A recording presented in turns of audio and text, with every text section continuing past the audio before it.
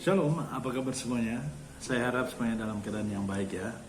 Saya Iwan dan di video kali ini saya hendak membahas tentang materi MTPJ tanggal 10 sampai tanggal 16 Juli 2022. Adapun pembacaan Alkitab terdapat di dalam Mazmur 34 ayat 1 sampai dengan 23. Saudara-saudara yang dikasihi Tuhan, gereja kita mengangkat sebuah tema yang menarik, yaitu kecaplah dan lihatlah, Tuhan itu baik. Sebelum kita membaca dan merenungkan firman Tuhan, marilah kita satu di dalam doa. Bapa di sorga, kami mengucap syukur padamu, oleh karena kebaikan-Mu, anugerah-Mu, kami boleh ada sebagaimana kami ada pada saat ini. Ya Tuhan, di kesempatan ini kami hendak belajar firman-Mu. Kuasai kami dengan Roh-Mu yang kudus, sehingga kami boleh mengerti apa yang menjadi kehendak-Mu dalam hidup kami. Pakai hamba-Mu ini di dalam menyampaikan firman Tuhan. Demikian juga memberkati orang-orang yang menyaksikan lewat YouTube pada saat ini. Terpuji-puji nama-Mu. Ini kami berdoa di dalam nama Tuhan Yesus. Amin. Saudara-saudara yang dikasihi Tuhan, tema yang diangkat ini sungguh sangat menarik karena dikaitkan dengan bulan pengucapan syukur masyarakat Minahasa, yang bukan saja hanya di Kabupaten Minahasa, tetapi juga warga Minahasa yang ada di tempat yang lain. Kecaplah dan lihatlah, ini sepertinya mau mengangkat bahwa kita mengucap syukur dalam segala hal. Kecaplah seperti kita mengecap suatu makanan yang lezat, yang enak, yang tentu saja bisa dirasakan lewat indera pengecap kita, yaitu lidah. Begitu juga lihatlah, sepertinya mau mengajak kita untuk melihat sekeliling apa yang Tuhan jadikan semua baik adanya. Sehingga inilah alasan kenapa kita mau mengucap syukur dan mengatakan Tuhan itu baik. Saudara-saudara, marilah kita membaca Alkitab di dalam Mazmur 34 ayat 1 sampai dengan 23 dengan perikop dalam perlindungan Tuhan. Dari Daud pada waktu ia pura-pura tidak waras pikirannya di depan Abimelek, sehingga ia diusir lalu pergi. Aku hendak memuji Tuhan pada segala waktu, puji-pujian kepadanya tetap di dalam mulutku. Karena Tuhan jiwaku bermegah, biarlah orang-orang yang rendah hati mendengarnya dan bersuka cita. Muliakanlah Tuhan bersama-sama dengan aku, marilah kita bersama-sama memasyurkan namanya. Aku telah mencari Tuhan, lalu ia menjawab aku dan melepaskan aku dari segala kegentaranku. Tujukanlah pandanganmu kepadanya, maka mukamu akan berseri-seri dan tidak akan malu tersipu-sipu. Orang yang tertindas ini berseru dan Tuhan mendengar. Ia menyelamatkan dia dari segala kesesakannya. Malaikat Tuhan berkemah di sekeliling orang-orang yang takut akan dia, lalu meluputkan mereka. Kecaplah dan lihatlah betapa baiknya Tuhan itu. Berbahagialah orang yang berlindung padanya. Takutlah akan Tuhan, hai orang-orangnya yang kudus, sebab tidak berkekurangan orang yang takut akan dia. Singa-singa muda merana kelaparan, tetapi orang-orang yang mencari Tuhan tidak kekurangan suatu pun yang baik.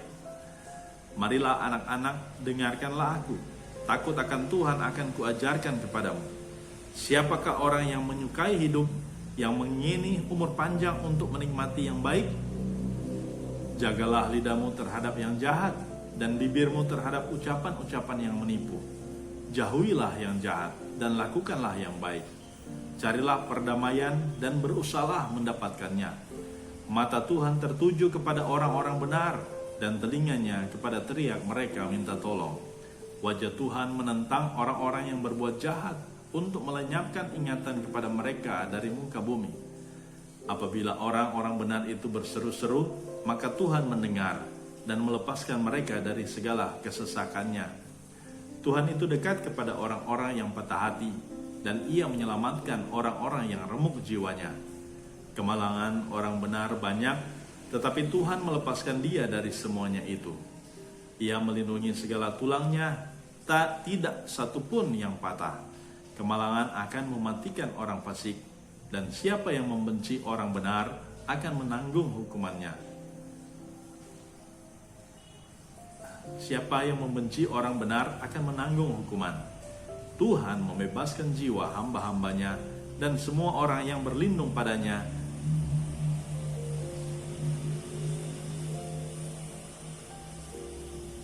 tidak akan menanggung hukuman. Sampai di sana pembacaan Alkitab. Terpujilah Kristus. Saudara-saudara yang dikasihi Tuhan, di bulan pengucapan syukur ini tentu saja menjadi sebuah sorotan, apalagi bagi masyarakat Minahasa. Masyarakat Minahasa selalu mengadakan suatu ibadah pengucapan syukur.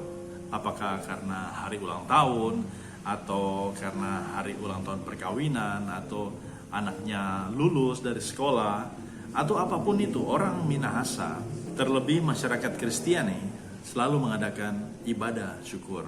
Bulan pengucapan syukur ini biasanya dilaksanakan setelah panen raya.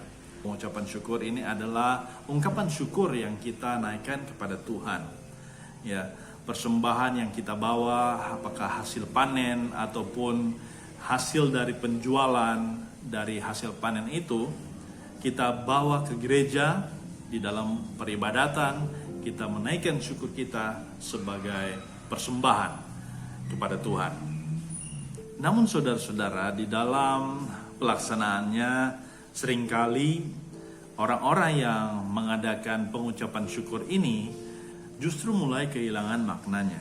Dikarenakan apa yang mereka lakukan ini semata-mata hanya untuk mau menunjukkan bahwa mereka bisa. Tapi apa yang mereka lakukan justru bertolak belakang dengan landasan kenapa kita harus mengucap syukur.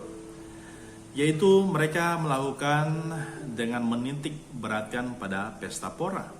Dengan banyaknya makanan yang ada, dengan banyaknya materi-materi yang boleh disuguhkan kepada tamu.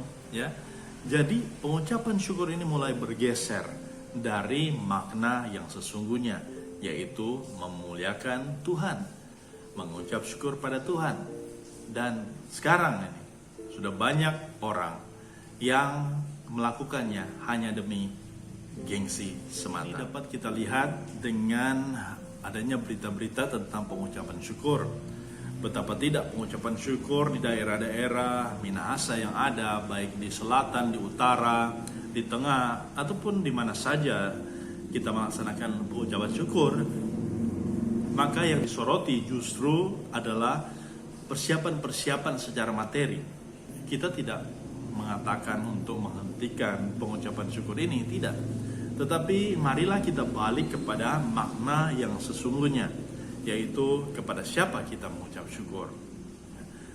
Kita mengucap syukur sekali lagi kepada Tuhan, bukan kepada manusia. Dengan pengucapan syukur, kita juga saling mempererat tali persaudaraan, tali persahabatan satu dengan yang lainnya. Dengan adanya perjumpaan, apakah dengan keluarga, dengan sahabat, kenalan, kita bertemu, kita menikmati makanan, hidangan yang sudah disiapkan oleh tuan rumah, dan tentu saja kita melakukannya dengan mengucap syukur. Pembacaan kita Mazmur 34 ini berisi tentang ucapan syukur. Nah, sepertinya di ayat yang pertama Daud menunjukkan ketidakpercayaannya kepada Tuhan. Memang ini sesuatu yang sangat berbeda dari Raja Daud yang menunjukkan ketakutannya kepada Raja Abimelek, alih-alih takut kepada Tuhan, Allah Israel, yang dapat melindunginya dan menyelamatkannya. Namun saudara-saudara, ini dapat dikatakan wajar ketika dia baru saja membunuh Goliat, ya, tentara Filistin yang raksasa itu. Dan kemudian pasti dia diburu atau dicari-cari, bahkan dibenci oleh Raja Filistin. Walaupun Daud berpura-pura seperti orang gila, nah ini jelas tidak patut kita contoh. Tetapi di dalam kehidupannya, sepanjang hidupnya, kita juga dapat melihat hal-hal yang baik, yang benar, yang Daud tunjukkan untuk kita teladani bersama. Seperti dalam hal mengucap syukur. Nah, mari kita lihat pembacaan Alkitab ini dalam pembahasan teks Alkitab. Seperti dalam ayat 1-4 di mana Daud mengungkapkan pujiannya kepada Tuhan di setiap waktu atau di segala waktu. Hal ini menyatakan bahwa setiap orang dapat memuji Tuhan dan tidak ada yang dapat menghalanginya sekalipun dalam keadaan yang tidak biasa. Maksudnya saudara-saudara, ketika kita mau memuji Tuhan, itu dapat kita lakukan di dalam segala waktu. Apakah di dalam waktu yang baik ataupun waktu yang tidak baik. Contoh saja para Rasul Paulus yang walaupun di dalam penjara, dia tetap menaikkan puji-pujian pada Tuhan. Dan akhirnya belenggu yang ada, yang membelenggu Paulus dan juga rekan-rekannya itu terlepas. Nah, saudara-saudara, jadi ketika kita mau memuji Tuhan, kita naikkan syukur kita, memuji Tuhan dalam segala hal, dalam segala waktu, baik atau tidak baik waktunya. Nah, sehingga ketika kita mengagungkan Tuhan, memegahkan Dia, nah, ini merupakan suatu bentuk syukur, sehingga orang-orang lain yang mendengar juga turut bersukacita. Karena apa? Kita menjadi saksi yang benar-benar kelihatan, saudara-saudara. Sebagai orang Kristen, kita juga harus menunjukkan bahwa kita akan terus bersyukur di dalam segala hal, apapun keadaannya. Nah, ajakan Daud untuk mengucap syukur tentu saja kita harus tahu. Kita mengucap syukur pada siapa? Tuhanlah satu-satunya tujuan dari ucapan syukur itu. Ajakan ini memotivasi kita bahwa ungkapan pujian itu tidak hanya dapat dilakukan secara pribadi, tetapi juga bersama-sama. Dalam ayat 5-8, saudara-saudara, kita bisa melihat bahwa pengalaman Daud ketika dia pergi ke medan perang, ke tempat persembunyian, di mana saja dia pergi, dia selalu mencari Tuhan. Ayat 5 mengatakan, aku telah mencari Tuhan dan Ia menjawab aku. Kalau kita baca di dalam 1-2 Samuel, kita akan melihat betapa perjalanan kehidupan Daud tidak lepas dari Tuhan. Dia selalu bersandar dan dia selalu menanyakan kepada Tuhan sebelum dia mengambil keputusan-keputusan, bahkan juga keputusan-keputusan yang paling krusial sekalipun. Walaupun memang ada dalam beberapa kejadian di kehidupan Daud, dia sepertinya mau mengandalkan diri sendiri. Dia tidak bertanya Tuhan dan kemudian mengambil keputusan. Bahkan keputusan yang diambil itu sangat berbahaya dan juga beresiko. Bahkan beresiko dengan kerajaannya sendiri. Seperti kasus Daud dan Batsheba. Nah, saudara-saudara yang dikasihi Tuhan, walaupun demikian, Daud mengerti bahwa ketika dia bersandar pada Tuhan, ketika dia mengandalkan Tuhan, maka Tuhan akan selalu menjawabnya. Dan ketika dia tidak mengandalkan Tuhan, dia tahu bahwa Tuhan pun tidak akan mendengarkannya. Tetapi Tuhan tidak meninggalkannya, tapi Tuhan justru menegurnya untuk kembali ke jalan yang benar. Itulah kehidupan orang yang benar. Nah, saudara-saudara yang dikasihi Tuhan, demikian juga kita sebagai orang percaya. Kita diajak untuk senantiasa mau mencari Tuhan di dalam segala waktu kehidupan kita. Di mana saja kita pergi dan berada. Apakah kita sebagai orang yang bekerja, baik di kantor, ya sebagai pegawai negeri mungkin, atau pegawai swasta, atau kita sebagai petani, peternak, pekerja yang lainnya. Maka marilah kita terus mencari Tuhan. Ya, di dalam pencarian kita pada Tuhan, dan ketika Tuhan menyatakan kuasanya, kasihnya dalam kehidupan kita, kita akan terbuka mata rohani kita, mata jasmani kita, dan melihat betapa dahsyatnya Tuhan kita. Dan disitulah kesempatan untuk kita mengucap syukur. Ingat, mengucap syukur baik ataupun tidak baik waktunya. Seperti tema kita pada saat ini, saudara-saudara, kecaplah dan lihatlah. Di ayat 9 sampai dengan ayatnya yang ke-11 dikatakan bahwa kita seperti mau menikmati makanan yang enak, yang lezat, dan melihat dengan menggunakan mata untuk memandang atau memperhatikan. Contoh saudara-saudara ya, ketika kita sedang bekerja ya, kita mohon misalnya, kita berdoa pada Tuhan untuk mendapatkan rezeki, untuk mendapatkan berkat atau mendapatkan promosi ya. Mungkin kita mendoakan itu sudah cukup lama ya.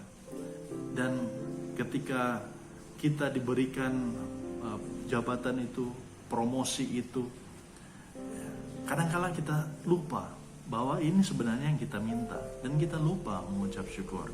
Kita menganggapnya itu sudah biasa atau bagian dari pekerjaan di mana kita sudah bekerja keras, bahwa wajar kita mendapatkan berkat atau mendapatkan promosi. Nah, ini yang menjadi bahaya bagi orang percaya kalau dia sudah lupa. Ingat, selalu kita berdoa, mengimani dan mengamini bahwa ini semua adalah pemberian Tuhan. Nah, saudara-saudara yang dikasih Tuhan, itulah kebaikan Tuhan yang dirasakan dan dialami oleh Daud. Daud pun mengajak orang-orang kudus agar takut pada Tuhan. Sebab bagi Daud, orang yang takut pada Tuhan tidak akan berkekurangan.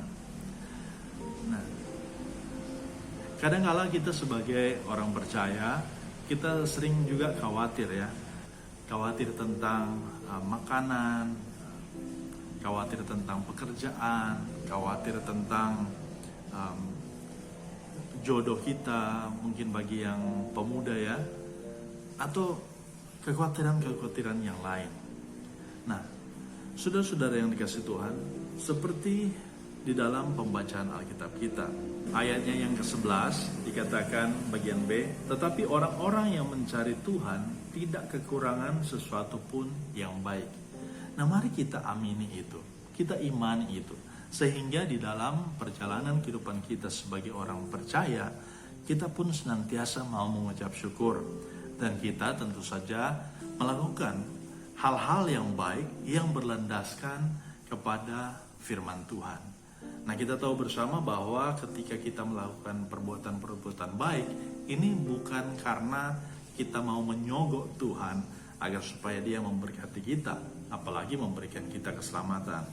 Tidak, tetapi melakukan perbuatan baik, inilah sebetulnya tugas panggilan kita sebagai orang percaya. Dan kita sebagai orang percaya, kita tahu kita diberikan keselamatan di dalam Tuhan Yesus yang diberikannya secara cuma-cuma pada kita. Nah, saudara-saudara yang dikasih Tuhan, penting sekali untuk kita mengerti bahwa di dalam kita hidup sebagai orang percaya, kita melakukan perbuatan-perbuatan yang baik dan yang benar, maka itu adalah bagian kehidupan sebagai orang Kristen. Dalam ayat 12 sampai dengan 15, pembacaan Alkitab kita ini mengajarkan pada kita seperti anak-anak yang mau belajar atau mendapatkan pengajaran dari orang tua. Nah, Raja Daud menuliskan seperti ini, marilah anak-anak, dengarkanlah aku, takut akan Tuhan akan kuajarkan kepadamu. Kita mengimani bahwa pengenalan akan Tuhan itu datangnya juga dari pengajaran-pengajaran yang baik dan benar. Nah, dalam hal ini Raja Daud menunjuk kepada kita sebagai anak-anaknya. Nah, saudara-saudara, pentingnya pengajaran dalam kehidupan kita karena manusia yang takut akan Tuhan akan memiliki hidup dan menikmatinya dalam segala yang baik. Pengajaran yang dimaksudkan adalah jagalah lidahmu, seperti dalam ayat 14. Yang kadangkala banyak orang itu lebih sering berkata-kata tanpa memikirkannya terlebih dahulu. Nah, di sanalah muncul argumentasi, perdebatan yang tidak putus-putusnya, apalagi hal-hal yang tidak ada artinya, yang tidak ada hubungannya dengan memuliakan Tuhan. Nah, untuk itu saudara-saudara penting sekali untuk diajarkan terus-menerus agar supaya kita memperhatikan lidah kita, bibir kita terhadap ucapan-ucapan yang menipu. Kemudian dikatakan di ayat 15, jauhilah yang jahat dan lakukanlah yang baik. Jadi saudara-saudara, ini perbuatan-perbuatan yang baik ini itu lebih diutamakan lebih dicari daripada mencari hal-hal yang jahat. Dikatakan di sini, carilah perdamaian dan berusahalah mendapatkannya. Ya, perdamaian itu ada, saudara-saudara, kalau kita mau mencarinya dan kalau kita mau mengusahakannya. Kadang-kala kita berpikir bahwa kalau orang itu tidak mau berdamai dengan kita, ya sudahlah, kita biarkan saja. Tetapi seperti firman Tuhan katakan bahwa kita harus berusaha, kita harus berusaha untuk mendapatkannya, mendapatkan perdamaian itu.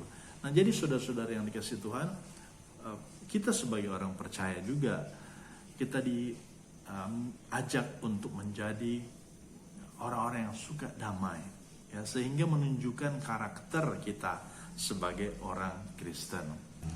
Saudara-saudara yang dikasihi Tuhan, di ayat 16 sampai dengan 19 di sini dikatakan bahwa Tuhan selalu mengawasi dan menjaga setiap orang, terutama orang benar, yaitu mereka yang takut akan Dia. Berbicara tentang takut akan Dia, tentu saja ini berbicara tentang melakukan kehendak Tuhan. Dengan kita melakukan kehendak Tuhan, itu sebetulnya kita menunjukkan bahwa kita berserah penuh padanya. Di dalam setiap tindak tanduk kita lebih memprioritaskan Tuhan. Apalagi sekarang saudara-saudara yang dikasihi Tuhan, kita hidup di dua dunia, baik di dunia real yang nyata maupun di dunia maya, di mana kita sering berselancar di dunia online, di media sosial yang ada, sehingga kita kadang-kala termakan dengan tipu daya iblis lewat media sosial. Ya, kita tidak dapat menghindari yang namanya berita bohong, kita tidak dapat menghindari hoax, bahkan juga terlibat di dalam mempraktekannya, yaitu menyebarkan berita bohong atau hoax itu. Dan sehingga ini menjadikan kita orang yang tidak benar. Nah, padahal firman Tuhan mengatakan, mata Tuhan tertuju kepada orang-orang benar dan telinganya kepada teriak mereka minta tolong. Penting sekali juga kita menyadari bahwa kita ini sebagai orang percaya bukan saja sebagai orang percaya di gereja atau di ibadah saja, tetapi ketika kita justru tidak ada di dalam sebuah persekutuan ibadah, itu yang paling penting untuk kita mau menyatakan diri kita sebagai orang percaya. Orang-orang akan melihat kita, apa yang kita katakan, kita lakukan, kita perbuat, itu semua dimonitor, ya. Apalagi aktivitas kita di dunia maya yang sekarang itu justru lebih disoroti. Nah, orang-orang ingin mencari tahu tentang keberadaan kita, mereka cari di dunia maya, di media sosial. Dan ini yang menjadi tantangan bagi orang percaya, bahwa kehidupan nyata, kehidupan yang memuji Tuhan, ya, dalam tanda kutip mereka memuji Tuhan di gereja, tetapi di media sosial justru mereka memaki-maki orang. Ayat 18 dikatakan, apabila orang-orang benar itu berseru-seru, maka Tuhan mendengar dan melepaskan mereka dari segala kesesakannya. Nah, saudara-saudara yang dikasihi Tuhan, poin yang berikut ini juga penting untuk kita mengerti bahwa sebagai orang-orang yang percaya, sekalipun tidak akan lepas dari yang namanya kesesakan atau pergumulan. Nah, tetapi yang membedakan dari orang-orang yang tidak percaya pada Tuhan ketika mereka mengalami kesesakan dan pergumulan, seruan orang-orang benar itu akan didengar oleh Tuhan. Jadi saudara-saudara yang dikasihi Tuhan, ini pun patut kita syukuri. Sehingga benarlah ketika tema ini diangkat, maka kecaplah dan lihatlah Tuhan itu baik. Nah, inilah yang harus kita lihat, yang harus kita rasakan, dan kita mengucap syukur di dalam segala hal. Di dalam kesesakan, di dalam masalah, maupun di dalam sukacita, di dalam kegembiraan. Nah, saudara-saudara yang dikasihi Tuhan, poin yang dapat kita angkat di sini, saudara-saudara, adalah yang pertama, Allah pencipta. Tuhan menyediakan segala kebutuhan umatnya melalui ciptaannya, termasuk saudara dan juga saya. Maka Tuhan memerintahkan manusia ciptaannya untuk mengelola dan merawat. Saudara-saudara, mari kita rawat, kita lihat lingkungan kita, kita rawat sehingga lingkungan itu bisa memberikan kita berkat-berkat. Karena itu bagi kita diingatkan untuk selalu bersyukur.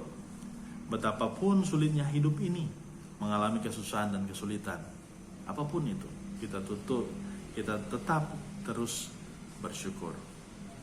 Saudara-saudara, kemalangan dan juga bencana sering kita alami. Bahkan juga nanti mungkin akan kita alami juga. Tetapi toh kita tetap mendapatkan hal-hal yang baik daripada Tuhan. Dan maka hendaklah kita harus selalu bersyukur atas semuanya. Dengan pujian, kita bisa menyanyi, kita bisa menaikkan syukur kita lewat tari-tarian mungkin, atau apapun caranya kita mengucap syukur, kita lakukan untuk Tuhan. Yang kedua, Tuhan adalah penjaga kita. Dia yang melepaskan, Dia juru selamat yang meluputkan kita, Dia mendengar dan melindungi kita. Karena itu selayaknya hidup kita selalu dalam ketaatan, yaitu bersandar sepenuhnya pada Tuhan. Berusaha untuk hidup dengan benar, berperilaku benar, ya, baik di dunia nyata maupun dunia maya seperti yang sudah saya gambarkan tadi. Sehingga itu sesuatu yang dapat kita lakukan sebagai bukti bahwa kita taat dan setia pada Tuhan. Yang ketiga, saudara-saudara, Tuhan itu selalu dekat dengan kita. Kita bersyukur dan juga kita menikmati serta menyaksikan segala kebaikan Tuhan.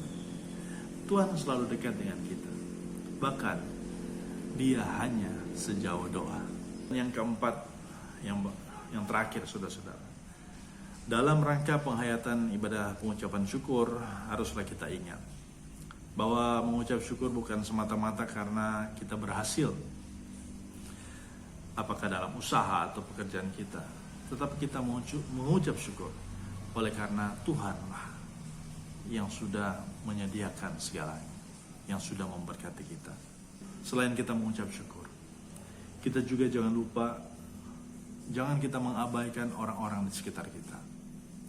Mungkin orang-orang yang ada di sekitar kita membutuhkan bantuan, membutuhkan masukan-masukan, ide-ide.